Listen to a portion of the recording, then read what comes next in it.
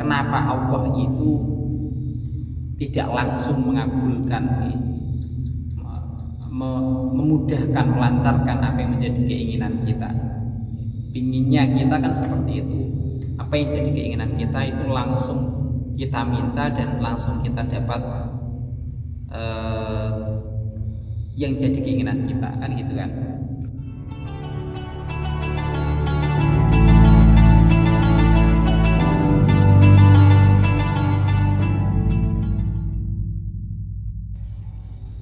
Assalamualaikum warahmatullahi wabarakatuh.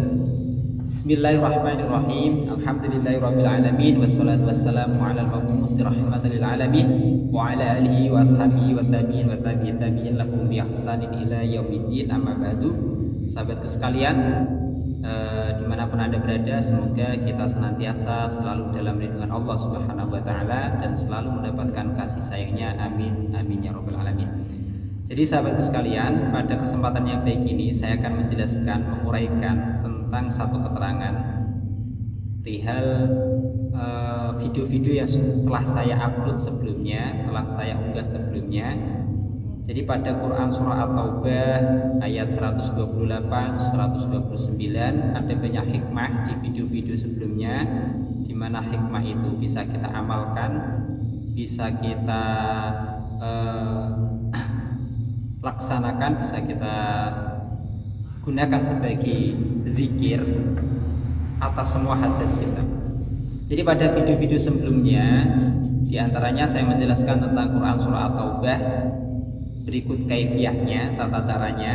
Salah satunya adalah hikmah membaca At-Taubah, Quran surah At-Taubah ayat 128 ya, 128 dengan 129, berikut kaifiyahnya atau tata caranya, dengan harapan semua hajat kita dimakbulkan oleh Allah Subhanahu wa taala. Itu telah saya bahas sebelumnya.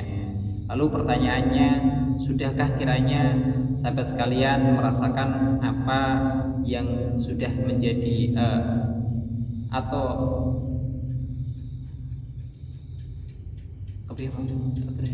pada kesempatan yang baik ini saya akan mengulas ulang tentang video yang telah saya unggah, yaitu berkaitan tentang Quran surah At-Taubah ayat 128 sampai 129 yang bunyinya A'udzubillahi minasyaitonirrajim. Bismillahirrahmanirrahim.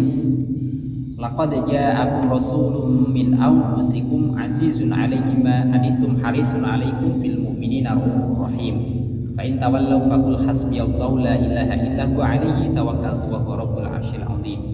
Jadi pada ayat tersebut di video-video sebelumnya itu kan ketika kita membaca ayat tersebut dengan kaifiyah tertentu, dengan tata cara tertentu, maka hajat kita akan kabul, akan dimakbulkan oleh Allah Subhanahu wa taala. Sedikit ramai nggak apa-apa ya, karena ini dekat dengan teras rumah, dekat dengan jalan tol. Lalu di DM ada satu pertanyaan yang masuk. Saya sudah berusaha untuk berdoa, tapi kenapa apa yang menjadi hajat saya kok tidak hasil, tidak makbul? Itu bagaimana? Apakah kaifiyah yang saya praktekkan atau tata cara yang saya praktekkan itu kurang pas atau bagaimana? Jadi kalau ada unek-unek atau pertanyaan yang real, yang nyata seperti itu, sahabat sekalian tidak perlu cemas dan tidak perlu gelisah ya. Kalau Allah sudah mengatakan ud'uni astajib lakum, maka hal yang harus kita mantapkan adalah kita yakin apa yang menjadi doa kita di kemudian hari akan dimudahkan, akan dikabulkan oleh Allah Subhanahu wa taala. Jadi ini saya akan sedikit uraikan, saya akan sedikit jelaskan kenapa Allah itu tidak langsung mengabulkan, memudahkan, melancarkan apa yang menjadi keinginan kita. Pinginnya kita kan seperti itu, apa yang jadi keinginan kita itu langsung kita minta dan langsung kita dapat yang jadi keinginan kita, kan gitu kan. pada satu keterangan ini saya jelaskan, pada satu keterangan saya ambil dari kitab Aqidatul Awam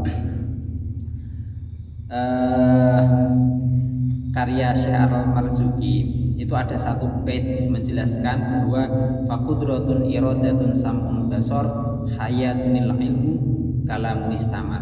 Ada satu bait seperti itu yang di dalamnya menjelaskan bahwa Allah itu memiliki sifat qudrah, Allah itu memiliki sifat iradah, Allah itu punya sifat sama, basar, ya. Kemudian Allah juga memiliki sifat hayat, kemudian ada ilmu dan kalam secara terus berlangsung. Kita ketahui kudroh atau kalau bahasanya itu kuasa Allah, kudrotillah atau kuasa Allah, atau kudrohnya Allah itu kan merupakan sifat wujudi. Ini agak ke ilmu tauhid ya.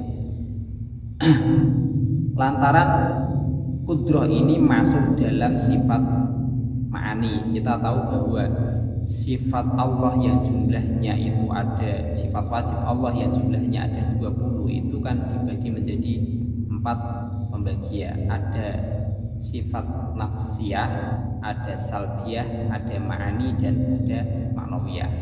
Nanti kita bahas di video sebelumnya, sesudah ini tentang sifat-sifat tersebut. Ini kita fokus pada kudroh atau kehendak Allah Subhanahu wa taala.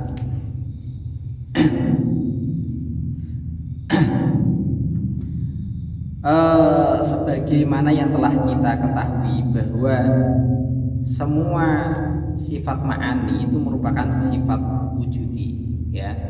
Ini sambil membaca saja nggak apa-apa. Semua sifat ma'ani itu merupakan sifat wujudi. Jadi kalau kita mau mendefinisikan bahwa sifat kudroh itu sifat wujud yang ada pada zatnya Allah yang berfungsi untuk menciptakan dan meniadakan sesuatu. Kembali kepada doa yang telah kita panjatkan, kita mintakan kepada Allah Subhanahu wa taala. Pada dasarnya doa yang kita sampaikan kepada Allah itu nanti pada dasarnya tidak bisa lepas dari kudrohnya Allah Subhanahu wa taala, yaitu kuasanya Allah Subhanahu wa taala.